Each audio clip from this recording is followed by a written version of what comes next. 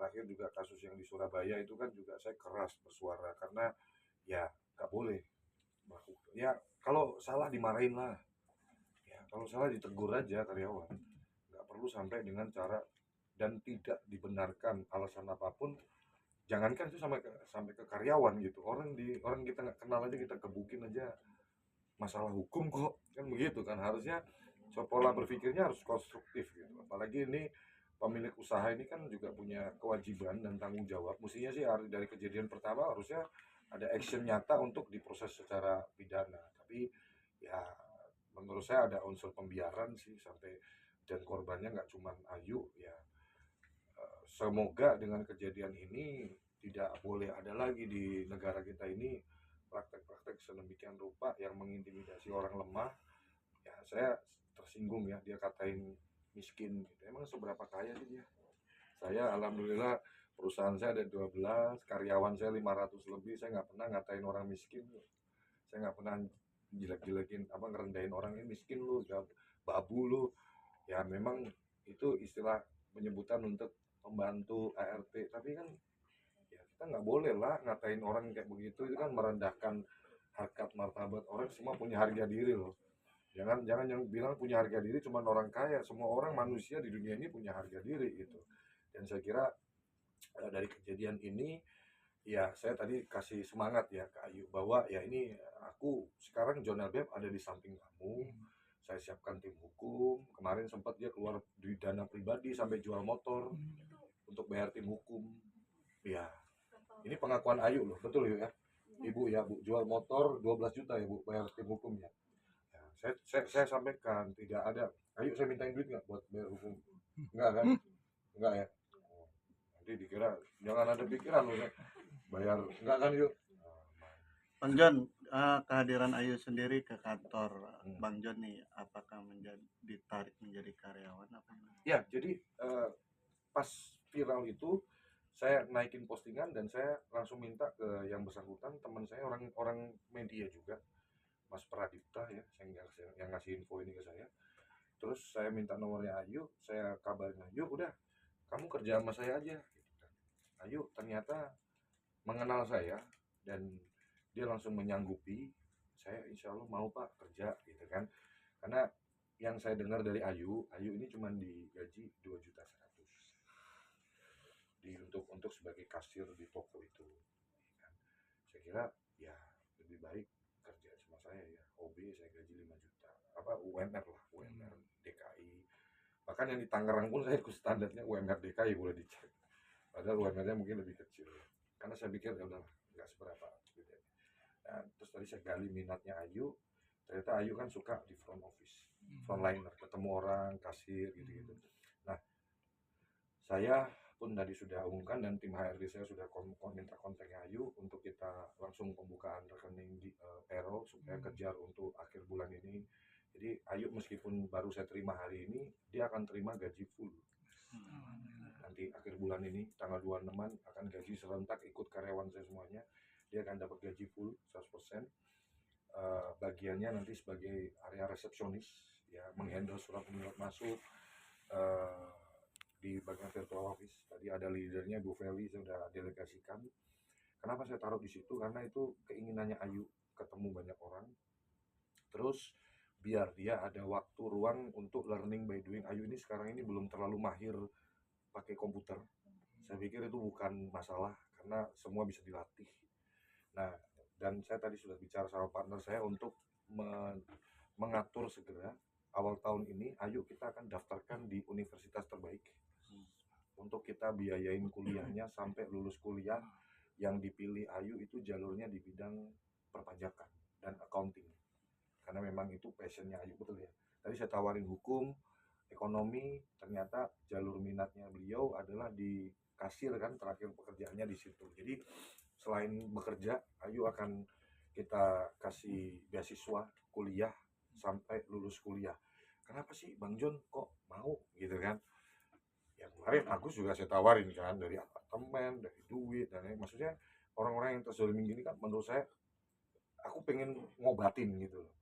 Jadi insya Allah kalau dikasih yang baik-baik dia akan berpikir oh ya dari kejadian ini memang pahit sih, memang sakit sih, ternyata ada rencana indah Allah. Menurut saya itu aja sih. Jadi saya pengen supaya dia berpikir, konstruksi berpikirnya ini tidak menyalahkan Allah, tidak menyalahkan Tuhan, tidak menyalahkan apapun, tapi lebih bagaimana bersyukur bahwa dari kejadian ini alhamdulillah sekarang hadir di sini. Dan kalau teman-teman tadi lihat antusiasme karyawan saya menerima Ayu dengan sangat luar biasa. Karyawan saya mayoritas juga seumuran dengan Ayu, jadi saya aku yakin insya Allah Ayu akan sembuh, nggak usah ke dokter psikolog, nggak usah, di sini aja ketemu orang-orang karyawan ya, nanti ketemu bestie-bestinya dia ya kan. Dan sudah pasti kita akan gathering nanti di awal Januari, seluruh karyawan saya, Ayu sudah pasti harus ikut karena kan udah karyawan saya. Saya assalamualaikum, aku lagi bicara ya wartawan. Kalau istri telepon pasti saya ketemu siapa daripada nanti daripada pusing, daripada saya mau ke siapapun dimanapun saya pasti angkat. Oke, Ayu, Bang, reaksinya terkait gimana gaji. Ayu? Reaksinya ketika ini kan sudah Iya. diangkat jadi karyawan, terus mau disekolahkan juga, gimana? Kuliah. Kuliah. Yang pastinya seneng banget, terus bersyukur bisa ketemu Bang Jon yang baik juga, teman-teman semuanya yang nerimai di sini, makasih banget. Buat karyawan buat wartawan juga makasih, udah Tim hukum juga Jai dan teman-teman ya udah mau bantu kasusnya sampai tuntas. dan saya tadi titip pesan ke tim hukum untuk benar-benar mengawal perkara ini sampai tuntas, sampai ke P21, sampai ke persidangan, karena ini mens reanya patut didalamin ya, yaitu dengan berbagai macam alat. Soalnya ada patung, ada mesin edisi, ada meja, ada kursi, macam-macam. Kayaknya kok pengen ngabisin orang gitu loh. Iya kan, aku ngeri sendiri gitu. Ini cewek ya, nggak cuma dengan satu alat loh, segitu banyak alat. Setelah bener Ayu ya, ini pengakuan Ayu loh, bukan saya ngomong loh, yang mengalami loh. Artinya kok kayak kamu lagi mau menghabisi seseorang gitu. Ini untung Ayu masih hidup loh, bener loh. Kalau sampai pas kejadian dilempar itu dia di koma meninggal, apa? Ini bersyukur loh Ayu. Bukan cuman ya, maksudnya berdarah kepalanya, luka terbuka loh, sampai darahnya ngucur begitu. Saya marah teman-teman, saya marah. Kalau marah biasanya suara saya nggak terlalu kenceng. Kalau kenceng itu malah saya happy. Biasa ngeprank karyawan, gitu kan. Habis itu kasih duit gitu kan. Kalau saya marah begini, hati-hati loh. Channel BMI ahli strategi. Kalau kerja tuntas sampai selesai, saya pasti beresin. Biar kamu kapok dan ada efek jerah. Nggak boleh. Supaya ada catatan di kemudian hari, orang-orang seperti ini jangan ada lagi.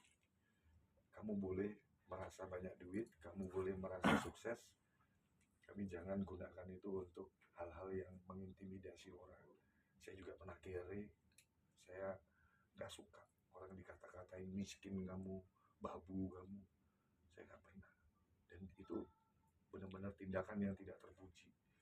Ya, untung yang dikatain miskin nggak marah loh. Kalau itu kan bisa memicu gitu loh. Orangnya sakit hati harga dirinya. Kalau sampai lu di apa-apain, ya, setiap orang punya emosi. Gitu. Jadi maksud saya, tapi saya tetap kepengen Ayu melihat dari sudut pandang yang point of view positif ya. Allah sayang sama Ayu, buktinya Ayu masih diberi keselamatan ya Bu ya. Terus ternyata Ibu juga impiannya Ayu kerja di kantoran, ya kan, betul ya Bu ya. Jadi ketika Ayu keterima di HMF senang banget ya Bu. Gimana Bu rasanya Bu? Ya akhirnya cita-citanya kamu. Ya, jahat loh, maksudnya Ayu ini dari 4 SD, bayangin ditinggal ayah loh. Yatim. Saya sedih, anak yatim. Terus kayak gituin, ya Ayu nggak ada sosok ayah, mau ngadu ke siapa, ibu juga mungkin merasa banyak keterbatasan, ya hanya dagang nasi kuning sehari-hari. Dan saya mohon maaf ya teman-teman ya, harus buka di sini. Ayu ini tinggal cuman di tempat satu petak ukuran 3x4, isinya 3 orang. Kenapa saya harus ngomong seperti ini? bukan untuk mempermalukan Ayu. Saya pernah tinggal dikatakan dia. Kenapa saya ngomong seperti ini jadi cecak digital? Ayu yang hari ini kamu rendahkan, Ayu yang hari ini kamu bilang miskin, ini bentar lagi awal tahun masuk kuliah. Hari ini bulan ini udah terima gaji, kerja di kantoran, di hi-fi, perusahaan viral, ya. Ayu akan berkarir, Ayu akan sukses, Ayu akan buka toko roti yang gede, jadi pengusaha nanti. Supaya ini akan jadi jejak digitalnya Ayu. Bahwa dulu saya pernah direndahkan orang, saya bangkit, kan hinaan itu motivasi kan. Ya, jadi kita hinaan kita jadikan motivasi untuk bangkit, untuk jadi pribadi yang lebih sukses. Supaya nanti dia, si George itu nanti, waduh, orang yang dulu kulempar kursi sekarang aku beli rotinya. Ya kan? Ya kan? Kayak gitu, itu target saya. Bang J, mungkin ini kan